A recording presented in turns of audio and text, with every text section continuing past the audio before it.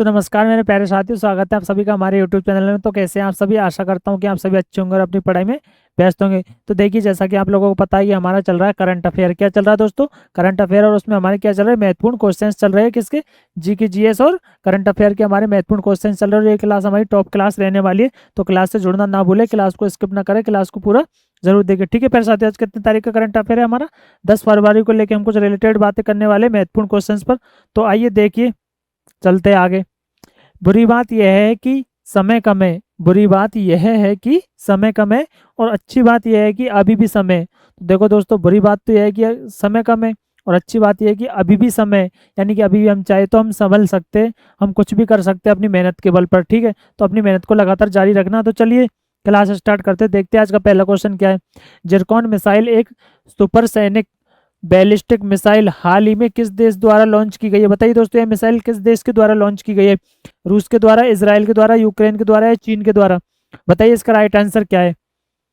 तो देखिए मेरे प्यारे साथियों, इसका राइट आंसर रूस। किसके द्वारा लॉन्च की गई है? रूस के द्वारा, रसिया के द्वारा। किसके? रसिया यानी रूस के द्वारा। ठीक है प्यारे साथियों, ए इसका राइट आंसर है। रूसी सेना ने हाल ही में कभी को निशाना बनाते हुए 3M22 जिरकॉन मिसाइल लॉन्च की। 3M22 जिरकॉन रूस में विकसित एक स्क्रैम जेट संचालित हाइपरसैनिक क्रूज मिसाइल है, जो मैक 9 तक की गति और 1000 किमी की रेंज का दावा करती है। इससे पहले चरण में ठोस ईंधन और दूसरे में स्क्रैम जेट मोटर के साथ 2 चरणों वाला डिजाइन है। मिसाइल ठंडे सुपरसैनिक दहन और रैमजेट इंजन का उपयोग करती है, जो रडार की अदृश्यता के लिए उड़ान के दौरान एक प्लाज्मा बादल बनाती है। सक्रिय और निष्क्रिय रडार साधक मार्गदर्शन प्रणाली का उपयोग करते हुए यह चीन के DF-17 या रूस के एवंगार्ड जैसे अन्य हाइपरसैनिक हथियारों से भिन्न है। तो देखिए साथियों, ये सब इसके बारे में, इस मिसाइल के बारे में। ठीक है, चलिए आगे देखते हैं अगला क्वेश्चन। हाल ही में समाचारों में देखी गई स्टीनरनेमा एडमसी निम्नलिखित में से किस प्रजाति से संबंधित है? स्टीनरनेमा ये किस प्रजाति से संबंधित है? बताइए प्यारे साथियों। तितली, मकड़ी, मछली या नेमाटोड? किस प्रजाति से संबंधित है? तो देखिए इसका राइट आंसर है नेमाटोड। किससे संबंधित है? नेमाटोड से। D answer correct. क्या है इसका राइट आंसर? डी। ठीक है, चलिए आगे देखते हैं इनके बारे में। कैलिफोर्निया विश्वविद्यालय रिवरसाइड के वैज्ञानिकों ने कीट नियंत्रण में एक शक्तिशाली सहयोगी का खुलासा किया है। यह एक नई नेमाटोड प्रजाति स्टीनरनेमा एडमसी स्टीनरनेमा परिवार से संबंधित, जो 1920 के दशक से कीटनाशकों के बिना कीट परजीवी नियंत्रण के लिए जाना जाता है। यह एक प्रजाति फायदेमंद है, रोगजनक बैक्टीरिया जारी करके हानिकारक कीड़ों को संक्रमित और मार देती है। मनुष्यों के लिए हानि रहित स्टीनरनेमा एडमसी फसल कीटों के खिलाफ स्थायी कृषि समाधान प्रदान करती है। ठीक है मेरे प्यारे साथी, तो ये सब डिटेल्स आप देख सकते हैं। चलिए अगला क्वेश्चन देखते हैं। हाल ही में किस संगीतकार को लक्ष्मी नारायण अंतर्राष्ट्रीय पुरस्कार से सम्मानित किया गया? बताइए। संतोष नारायण को, प्यारेलाल शर्मा को, AR रहमान को या BM भट्ट को? बताइए इसका राइट आंसर क्या होने वाला है इनमें से, कि उसको अंतर्राष्ट्रीय पुरस्कार से सम्मानित किया गया? बताइए प्यारे साथियों।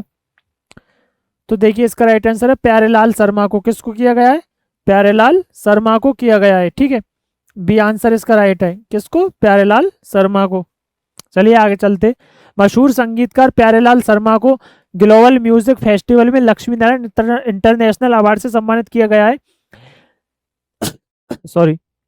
एल सुब्रमण्यम और कविता कृष्णमूर्ति सुब्रमण्यम द्वारा प्रस्तुत प्यारेलाल 8 दशक के शानदार करियर के साथ हिंदी सिनेमा के एक बेहद सफल संगीतकार है। यह पुरस्कार संगीत की दुनिया में उनके उत्कृष्ट योगदान को मान्यता देता है। ठीक है प्यारे साथियों, अगला क्वेश्चन देखते चलिए। विश्व बैंक की लॉजिस्टिक परफॉर्मेंस इंडेक्स रिपोर्ट 2023 में भारत का स्थान क्या है? 38वां, 36वां, 35वां, 39वां? बताइए प्यारे साथियों, इसमें भारत का कौन सा स्थान है? जल्दी बताइए राइट आंसर। इसका राइट आंसर क्या रहने वाला है? जल्दी बताइए मेरे को, इसमें भारत का कौन सा स्थान है? जल्दी बताइए। तो देखिए इसका राइट आंसर है 38वां। कौन सा स्थान है भारत का? 38वां स्थान है। कौन सा? 38वां। 38वां स्थान। ठीक है, ए इसका राइट आंसर है। आई बात समझ? चलिए इसके बारे में देख लेते हैं एक बार थोड़ा सा। भारत के लॉजिस्टिक प्रदर्शन में उल्लेखनीय सुधार हुआ है। विश्व बैंक के 2023 में लॉजिस्टिक प्रदर्शन सूचकांक में 139 देशों में से 38वें स्थान पर 2018 से 6 स्थान और 2014 से 16 स्थान ऊपर चढ़ गया है।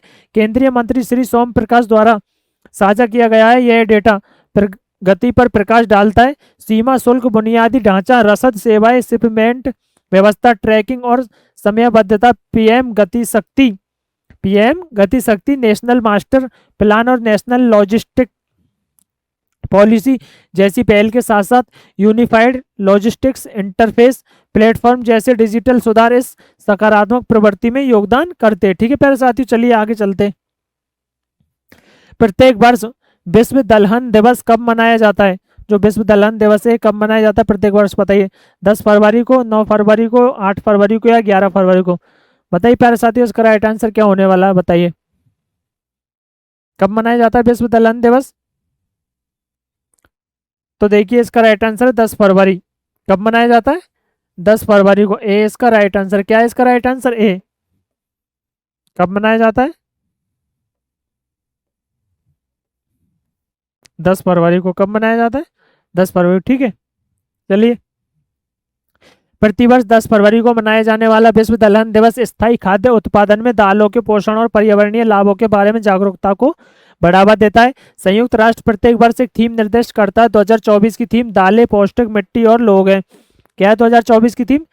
दालें, पौष्टिक, मिट्टी और लोग है, जिसका लक्ष्य दालों को आहार और कृषि पद्धतियों में एकीकृत करना है। इस दिन की शुरुआत 2019 में हुई, जिसमें सतत विकास लक्ष्यों को प्राप्त करने में दालों की भूमिका पर जोर दिया गया। और अच्छा, इसकी शुरुआत कब हुई थी? 2019 में। कब हुई थी इसकी शुरुआत? 2019 में हुई थी। आया समझ? चलिए आगे चलते। हाल ही में किस शहर ने ट्रांसजेंडर समुदाय के लिए मुफ्त बस यात्रा की घोषणा की है? बताइए। लखनऊ, इंदौर, दिल्ली या जयपुर? किस शहर ने की है मुफ्त बस यात्रा की घोषणा? जल्दी बताइए इसका राइट आंसर क्या होने वाला है। कौन से शहर ने की है? तो देखिए इसका राइट आंसर है दिल्ली। क्या है इसका राइट आंसर? दिल्ली। कौन से शहर ने की है? दिल्ली ने। ठीक है, सी इसका राइट आंसर है। दिल्ली सरकार ने ट्रांसजेंडर समुदाय के लिए मुफ्त बस यात्रा की शुरुआत की, जो समावेशी सार्वजनिक परिवहन की दिशा में एक महत्वपूर्ण कदम है।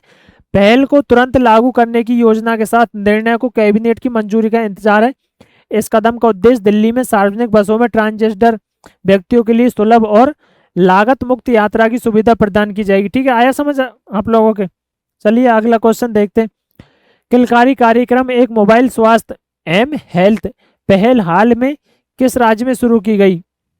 एम हेल्थ पहल हाल ही में किस राज्य में शुरू की गई? बताइए प्यारे साथियों। उत्तर प्रदेश और मध्य प्रदेश, बिहार और झारखंड, गुजरात और महाराष्ट्र या राजस्थान और कर्नाटक? बताइए राइट आंसर क्या होने वाला है इसका? बताइए। तो देखिए इसका राइट आंसर है गुजरात और महाराष्ट्र में।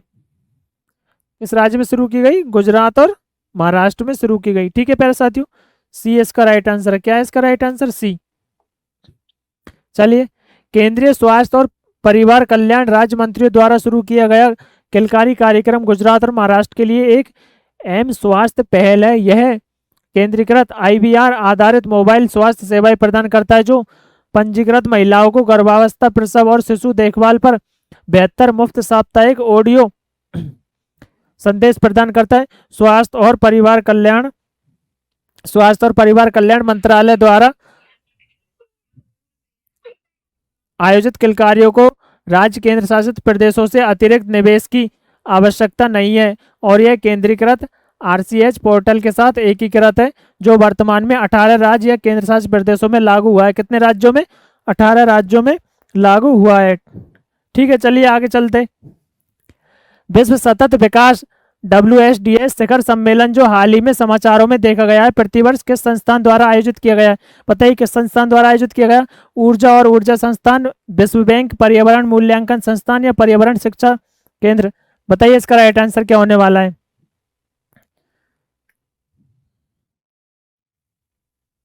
तो देखिए इसका राइट आंसर है ऊर्जा और संसाधन संस्थान। क्या राइट आंसर? ऊर्जा और संसाधन संस्थान। ए इसका राइट आंसर है। The energy and resource institute. ठीक है, ए इसका राइट आंसर है। चलिए आगे चलते। उपराष्ट्रपति ने नई दिल्ली में the energy and resources institute TERI द्वारा आयोजित 23वें विश्व सतत विकास शिखर सम्मेलन का उद्घाटन किया है। 2001 में स्थापित वार्षिक शिखर सम्मेलन सतत विकास के लिए वैश्विक प्रतिबद्धता को बढ़ावा देने पर केंद्रित है। WSDS 2024 सतत विकास और जलवायु न्याय के लिए नेतृत्व विषय पर केंद्रित है, जो वैश्विक समुदायों के लिए दीर्घकालिक समाधानों को संबोधित करने के लिए प्रभावशाली नेताओं को एक साथ लाता है ग्लोबल साउथ में एकमात्र स्वतंत्र रूप से आयोजित अंतर्राष्ट्रीय शिखर सम्मेलन के रूप में WSDS पर्यावरणीय लक्ष्यों को आगे बढ़ाने में महत्वपूर्ण भूमिका निभाता है। ठीक है प्यारे साथियों, आई होप आपके ये सब समझ आया होगा। आप चाहो तो इसका स्क्रीनशॉट ले लो, एक पल के लिए मैं आपको हाइड कर देता हूँ। ठीक है, ले लिया स्क्रीनशॉट। चलिए, आई होप आपको सब क्लियर दिखा होगा। तो आशा करता हूँ आप लोगों को आज की क्लास अच्छी लगी हुई होगी। जो भी मैंने पढ़ाया, जो भी क्वेश्चन मैंने पढ़ाए, आप लोगों को समझ आए होंगे, पसंद आए होंगे और आपकी दृष्टि से भी बहुत महत्वपूर्ण होंगे मेरी तरह। ठीक है, तो देखिए सभी क्वेश्चन आपको आगामी सभी परीक्षाओं में देखने को मिलने वाले, तो क्लास को स्किप ना करें। हम आपको रोज क्लास प्रदान करते रहते हैं। आप रोज क्लास में जुड़े, क्लास को देखें, क्लास को शेयर करें और चैनल को भी सब्सक्राइब करें। तो ठीक है मेरे प्यारे साथियों, मिलते हैं नेक्स्ट क्लास में। तब तक के लिए थैंक यू सो मच, धन्यवाद साथियों।